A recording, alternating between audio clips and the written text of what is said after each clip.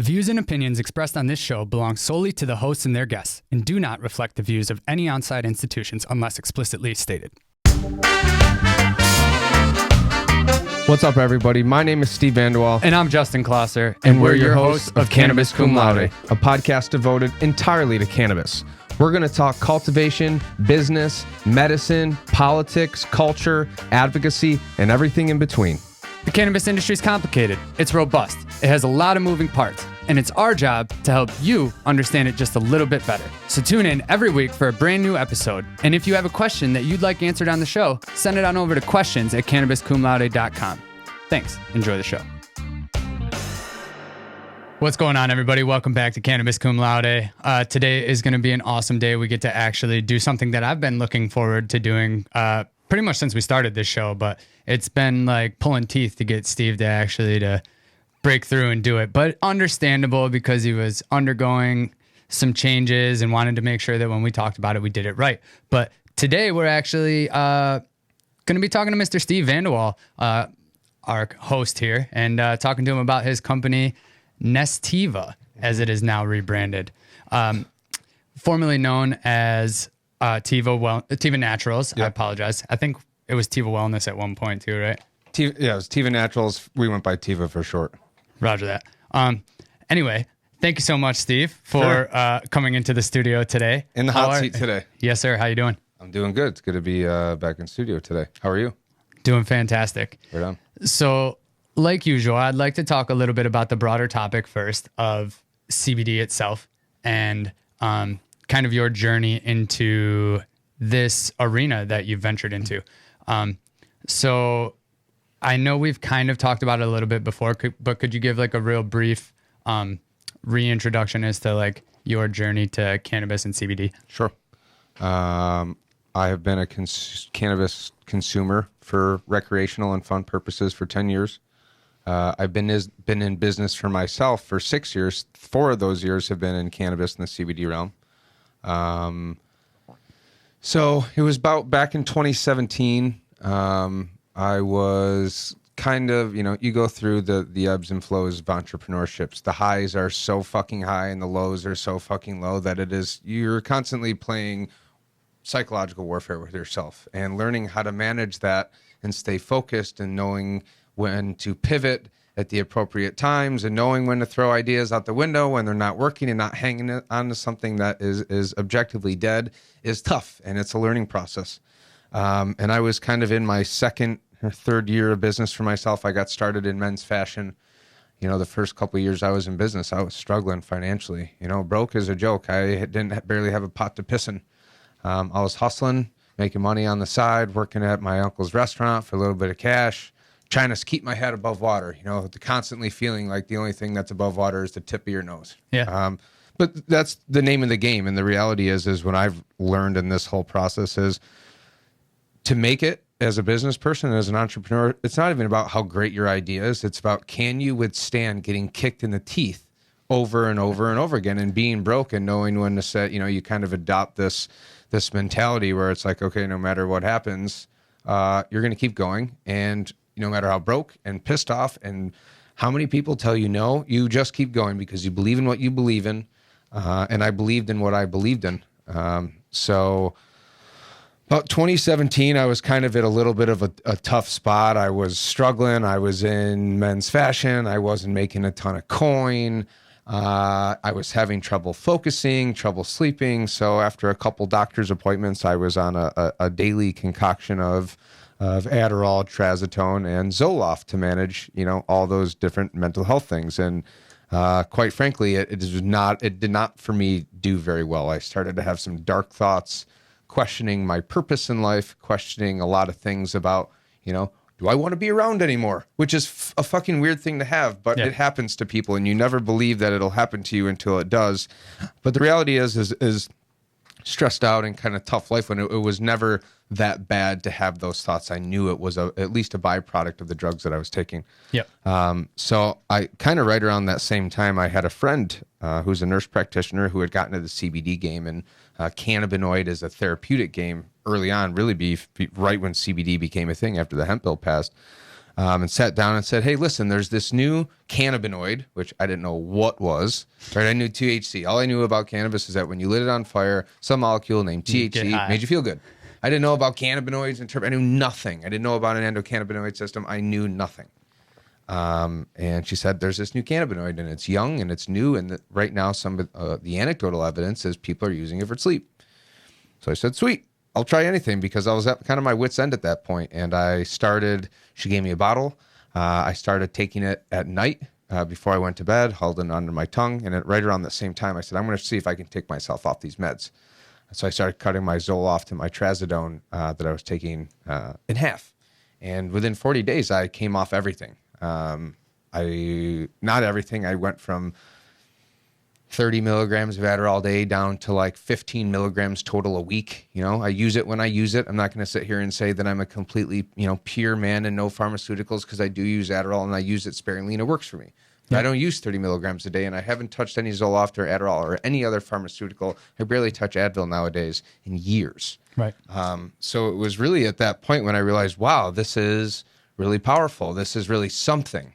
Because I had virtually no come down effects. I had kind of heard horror stories of coming off of SSRIs and other shit.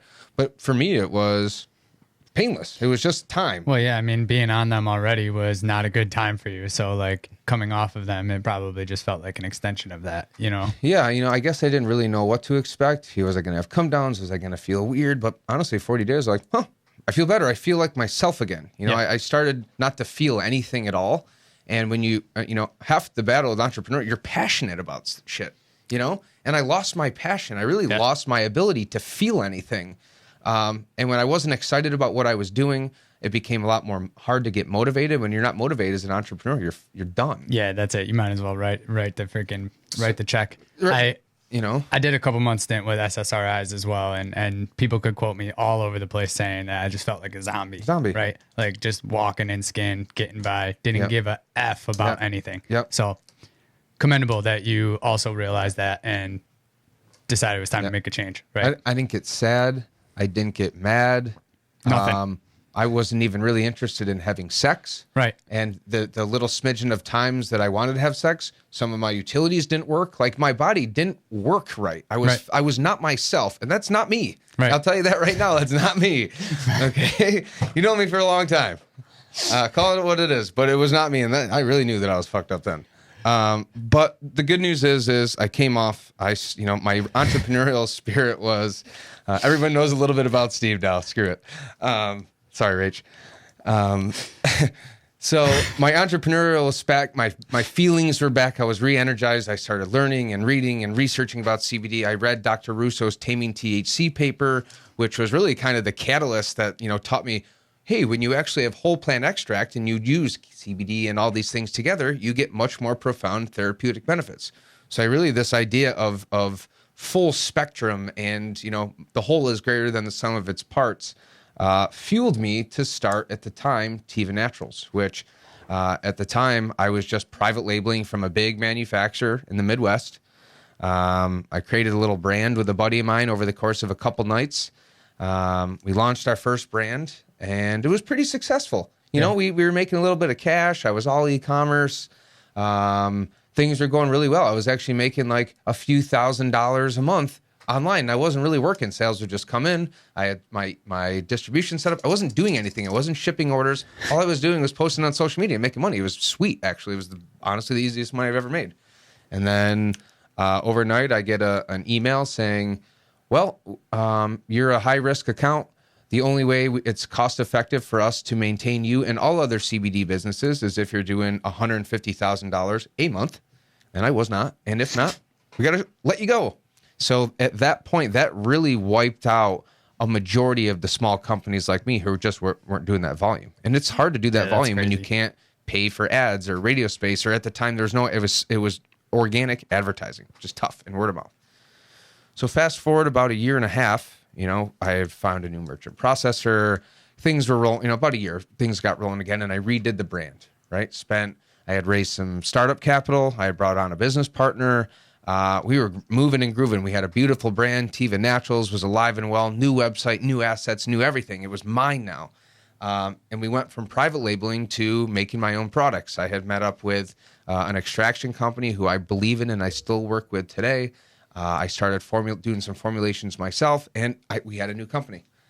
And fast forward a little bit more, we started looking at, what happens when you add full spectrum cannabis to other herbs, right? Cannabis is not the only, medicinal herb out there, amongst the most medicinal, that and mushrooms, but there are many, many other plants and herbs out there that have profound medicinal qualities that have been used for as long, or if not longer, cannabis. And there's documented proof and research. Things like lemon balm and rosemary and tulsi and all these adaptogenic herbs. That's real. Echinacea, of course.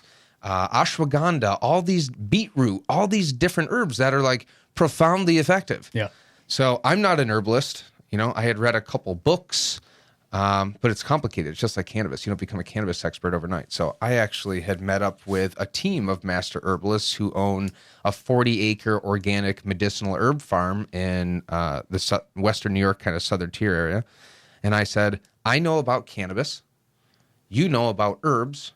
What happens if we put them together and make some products, right? You already, what can we blend with full spectrum cannabis to tier this, or to steer this as more of a sleep product, as more of a pain product, and more as an immune product, and all these other elements that CBD alone and cannabis alone can work on. How can we make that effect even stronger and really capitalize on this notion of full spectrum medicine? So that's really where the brand was born, is with this herbal side and this organic side and this new beautiful brand.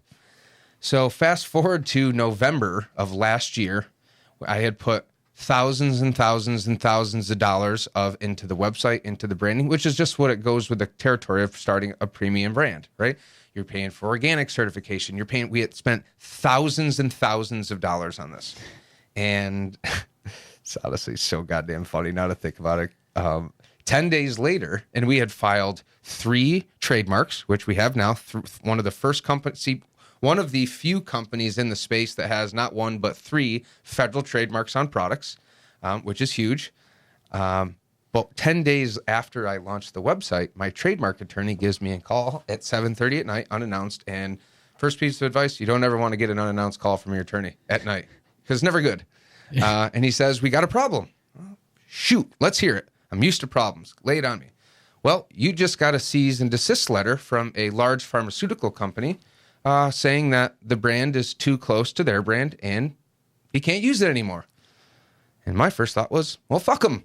I'm going to use it anyway. And he's like, well, that sounds great, but they're worth like, I don't know, $10 billion and you're worth like nothing, much less than that. So even if you were right, they would bleed you out in court. I said, okay, well, that sucks. I guess that I'm not going to fight Goliath. Fast forward a couple months, we decided to drop the name Tiva. It was actually a pretty amicable process. As pissed off as I was, I do understand. And quite frankly, the brand is now, I believe, set up even more for CBD and THC and all cannabinoids. The brand now is, we went from TivaCBD.com or Tiva Naturals to Nestiva, which is really a combination of wellness and sativa, cannabis sativa. Everything that we do is rooted in cannabis as a wellness product. So you'll notice now that the website is www.nestiva.com. All the packaging is different. You won't see the word Tiva anywhere. All the social media profiles have been updated. But for everybody who's been kind of wondering, what's going on? You got a new brand, new project, what's going on? It was a necessary pivot to stay out of some legal trouble. Quite frankly, I had an attorney friend of mine say to me back when I first started, you might run into this problem in a few years. And I said, I'll deal with it when I get there. And at the time, you never think that you're going to ever you always have dreams of being big and being successful. But at that time, you're focused, I got to get this off the ground. Right. You never think that you're about to go stand in the ring with a large pharmaceutical company. Right. And then it happened. It's like, shit, that really sucks. And it did suck. And it hurt bad for a while because we had to shut down sales. We had to completely rebrand. I had just virtually spent all my money on this brand to call my designer back and say, we got to make some changes. Yeah, right. Huge changes. Start over. Start over. But I told myself, and I'll sit there for all you entrepreneurs out here, that if you don't learn to pivot and if you don't learn to accept getting punched in the face over and over, it's kind of like these UFC. I don't ever want to get punched in the face, but I'm not a fighter. These fighters, they eat it and they eat it and they go 10 rounds. And that's what entrepreneurship is you got to learn to get kicked in the teeth and kicked in the private parts and said no to and pivot and deal with what comes your way. But if you believe in what you believe in and you get used to pivoting and you think you have to take emotions out, because I could have easily heard that and became completely emotional and erratic and made a lot of bad decisions, said, no, we're going to court. And then what? I would have lost. And I would have bled out and I would have had no money and no brand and no nothing. I would have been, sleeping under a freaking bridge somewhere. Restart with. In the military, they call that resilience training. I used to get told that I was one of the most resilient people they ever met. I got kicked in the nuts so much. Yeah. But anyway, it's a really necessary quality in an entrepreneur, but a really good quality just to have as a human in general. Absolutely. 99% of the time, something that happens today isn't going to matter next year. Yeah. You know what I mean? And you got to remember that. Everybody's got to remember that. Public service announcement, you know what I mean? Yeah, I think that a lot of it, I started reading about, guys like David Goggins and Marcus Luttrell and some of these Navy SEALs and Special Forces people who you're taught to be mentally resilient and to take emotions out of, never, ever, ever let panic set in, because the second that you do, you fail. Yeah. Okay. And these guys had it way worse than me. I'm not even going to sit here and say that my situation is on the same platform of these guys. These guys are warriors and heroes and done some crazy shit. But from a mentality perspective, learning to say, wow, I'm getting shot at, right? Hypothetically, in an entrepreneurial sense, calm, break down the situation objectively and logically, and how can we put it back together with the least resistance? And when you learn how to do that, you almost start to welcome these problems, problems back in the day. Oh, what am I going to do? Call everybody I know, blah, blah, blah. And it's like, okay, how am I going to solve this? And not only solve it, how am I going to come out on the other side better? Right. And I'll say that as much as I struggled over the years and as much as broke as I was and how much I doubted myself, I never, ever gave up once, ever. Even when I should have, everybody was saying, what the fuck are you doing? Yeah. You're broke. Parents are like, when is this going to end? When does this end for you? It doesn't. But you get to a point, and maybe it's just pure raw stupidity.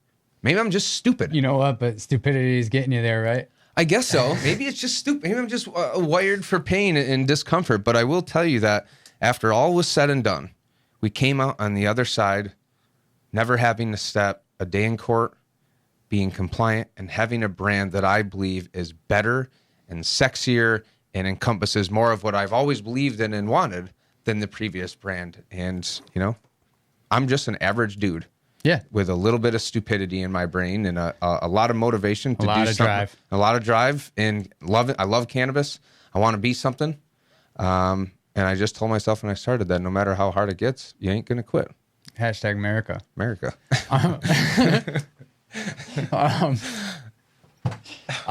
So getting into Nestiva a little bit, you just gave us the origin story, obviously, but what's some of your values you have as a company? What are like some of the things that are at the core of what you believe in? Yeah. Quality, first of all. Quality products. I'll tell you this right now, and this is not being like trying to rain on my competitors, right? I welcome competition. I love that the industry is robust, but the reality of the CBD market, it has become a commoditized race to the bottom. And you walk in any CBD store and it's how cheap can you get it? Cheap, cheap, cheap, cheap, cheap. And that's because they're all selling the same shit.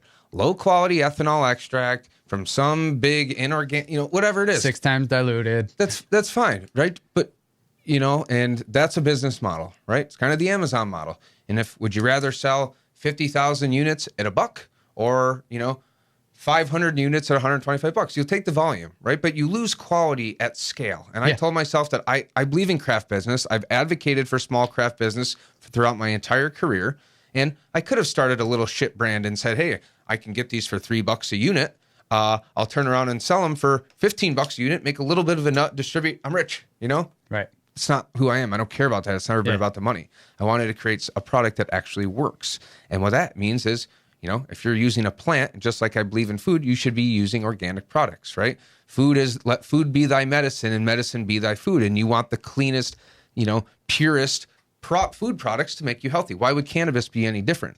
So a big root of our brand is quality. That comes with a USDA organic certification. We are organic from the hemp that we use. From our extraction facility was the first USDA organic extraction facility in the state of Vermont.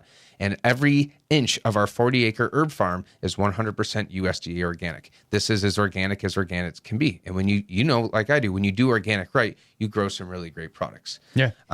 So, part of that was, how do we differentiate ourselves, right? You can be organic, you can be, sub and super, you can use CO2 extraction, which I really believe in. The reality is people don't really care how it's extracted as much as I want them to. But the reality is they don't. Another big part of us was like, how are we going to stand out from a product perspective? Well, this is where the medicinal herbs come in. What we do is we have a proprietary blends of medicinal herbs that are designed specifically for things like sleep and immunity function and cognitive function and focus and all these different things. And we infuse them like you would a pasta sauce for a very long time at a very specific temperature. And what it does is it pulls all of the medicinal compounds from these herbs into our extract. So now, when we say full spectrum wellness, we're not just talking about full spectrum cannabis, the original cannabinoids, terpenes, and the flavonoids. It's all that and all of the medicinal chemistries from the plant. So right now you're looking at a product that not only has 300 cannabis compounds, but we've calculated between 700 and 1,200 medicinal compounds depending on what product it is.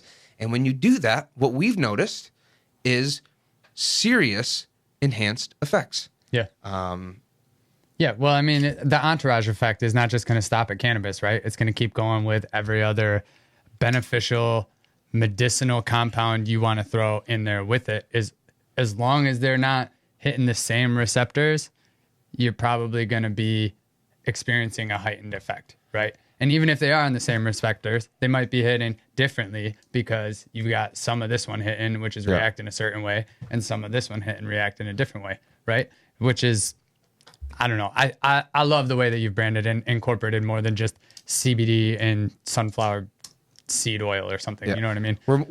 We're not a cannabis company or a CBD company. Rather, we're a wellness company rooted in cannabis. Right. I'm not opposed to having non-cannabis products. I want quality products, other people's products. But what I know is that cannabis worked for me, works for a lot of other people, and right now we offer cannabis oils. Will we be getting into the THC game and the smoking game? You betcha, right? I'm working with what I got right now. But I will say the one thing that has been, I'm also very scientifically driven and I want hard proof. And the one thing that is very hard to prove, especially in a multivariable model, is what exactly is working and how much. That's why full spectrum cannabis is hard to objectify, is because there isn't one thing. You can say, here's what this isolate does in a controlled environment, right? But we know, according to Dr. Russo's Taming THC article, that full spectrum supersedes broad spectrum and isolate in terms of therapeutic efficacy. Yeah. Right? But how do we know? Let's say there's 50 milligrams of THC, 10 milligrams of CBD. How do we know that an uptick in limonene or canaflavin A or some secondary cannabinoid isn't responsible for that? How do you know that if you test that it's not something else? You're adding in a whole mess of compounds, relying on the fact that less is more, right? And these things are all working together. So, literally just deductive testing is the only way they could figure that out, which would take years. Really? Like tens of years, probably. I mean, this is 300 compounds. You would have to test individual compounds across a bunch of samples, right? And see how each individual single sample reacts, then each pair, then each trio, you know what I mean? And see what each individual, it's tough. And how do you know? It's complicated. And I'll sit here and say that, do I have 1,000 sample clinical study behind my product? No, I don't. But if somebody offered me, hey, do you want to put your sleep product against another sleep product? Absolutely. Let it rip. How they would deduce what cannabinoids and compounds are working best together is way above my pay grade.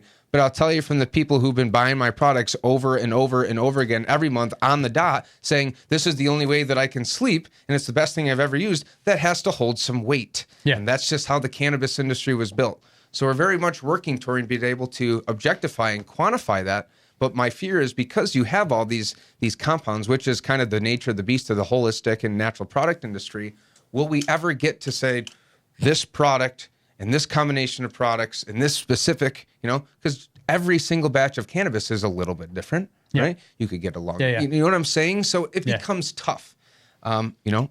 It's a game, but the reality is we are rooted in quality. We take a very specific amount of steps to make sure that everything is quality. We use best practice extraction.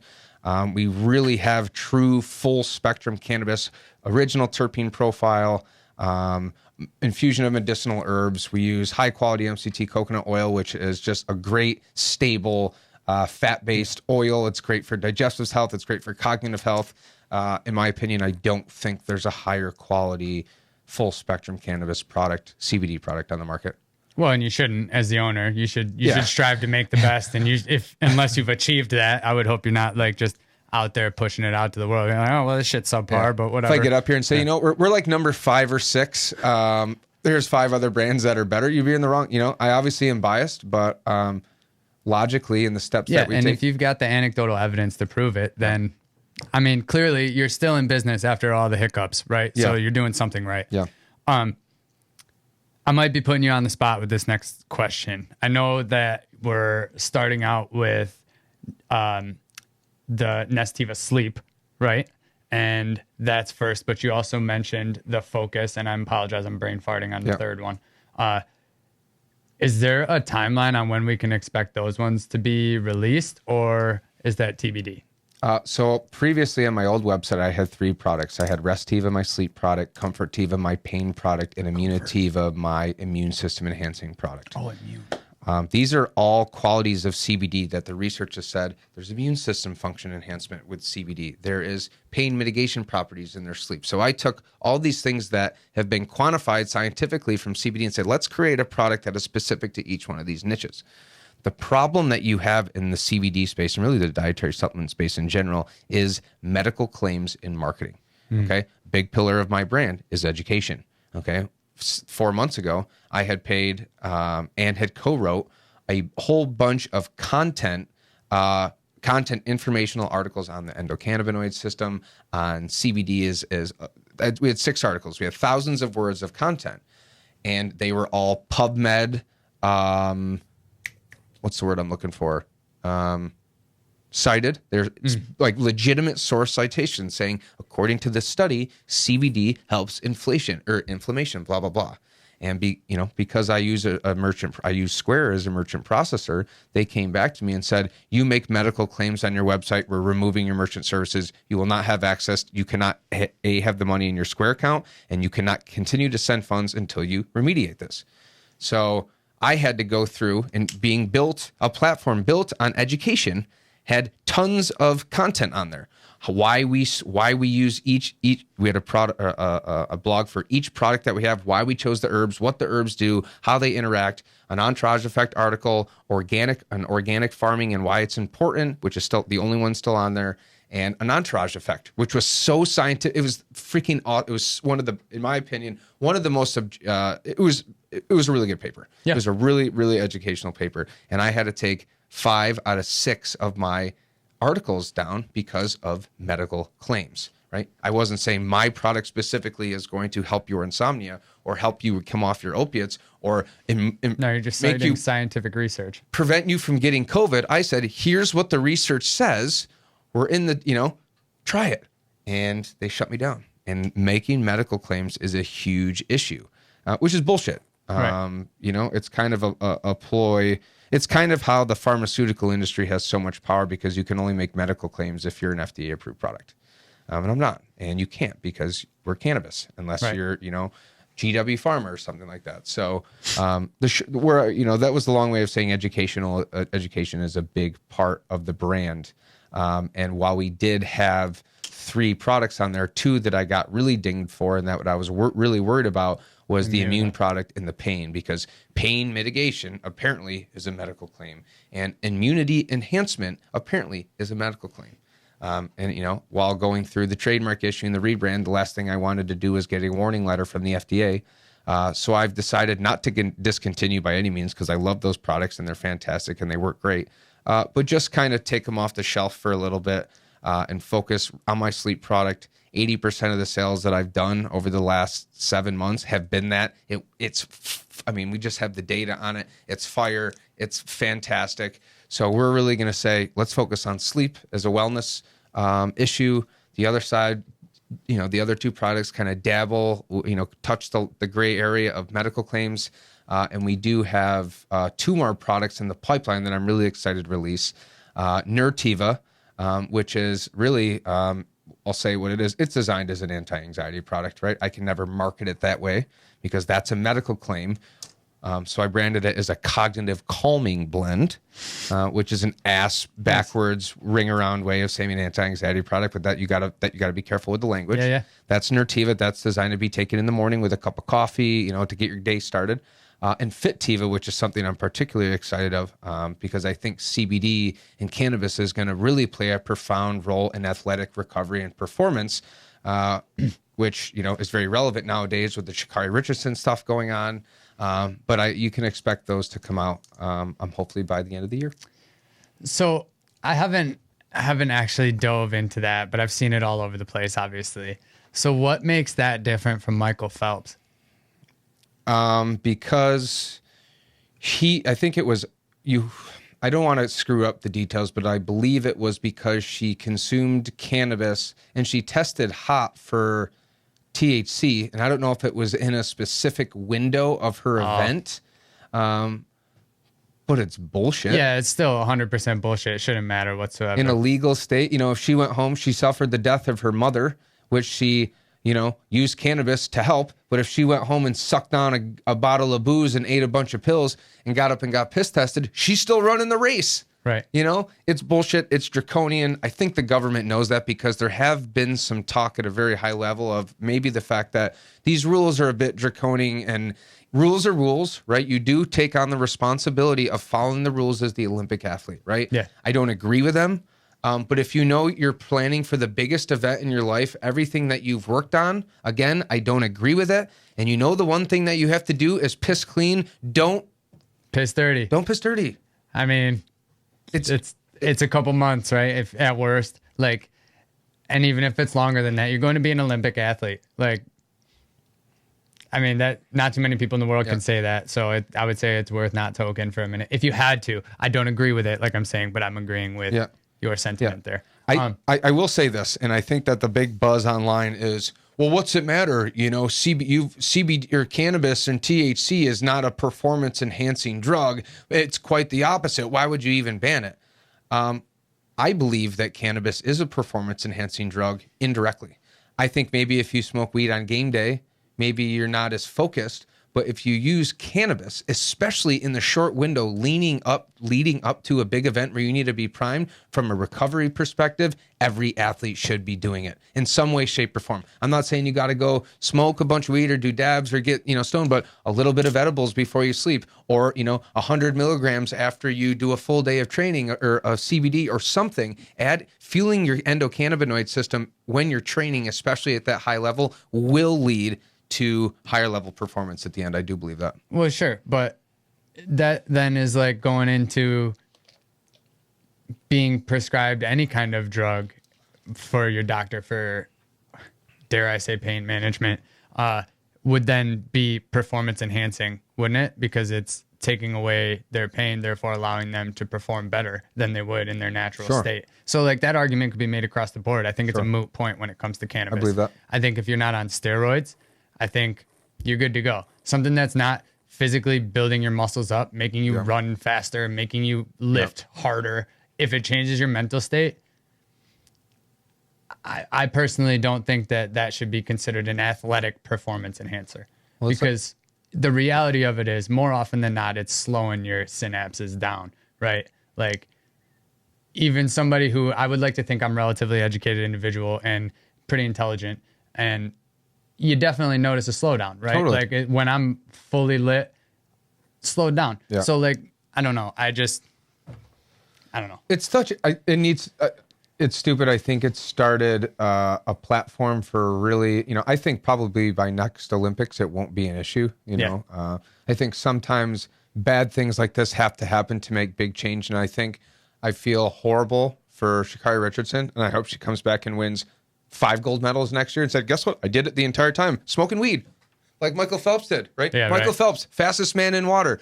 Usain Bolt, fastest man on land. Objectively, both smoke weed.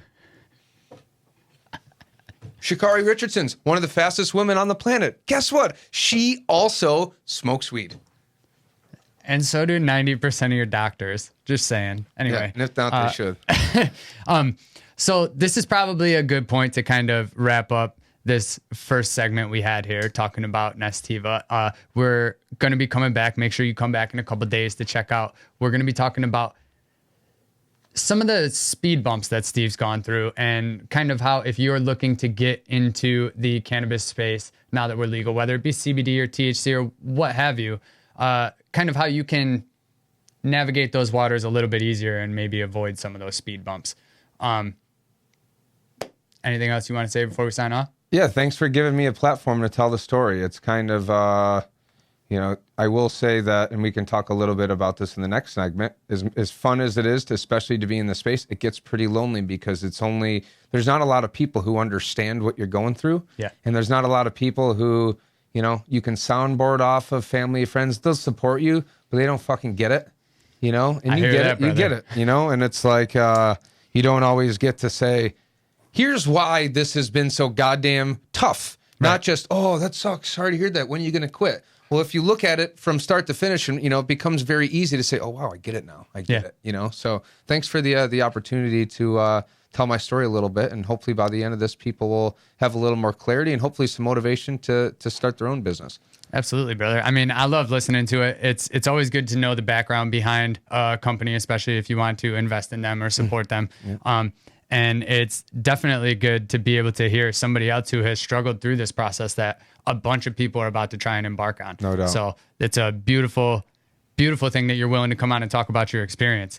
I want to say thank you for being kind of open about the company there and some of your vulnerabilities and whatnot. Yeah. And with that, listeners, elevate your state of mind, and we'll see you in a couple of days. Thanks to our friends here at Rockbox Recording and Production in Rochester, New York. They are a full professional podcast and video studio designed by a radio guy for podcasters. Audio, video, voiceovers, editing, whatever. Mouth off at Rockbox at rockbox.com. You can follow Cannabis Cum Laude on LinkedIn, Facebook, Instagram, Twitter, and Cannabis. Type Cannabis Cum Laude into your search bar and you should be able to find us, but the links will also be posted in the episode notes as well. If you want to help support the show, head on over to Patreon, and that will ensure that we're able to keep the best quality sound and video coming to you on a regular basis. And if you liked what you heard today, please don't forget to rate and review the show.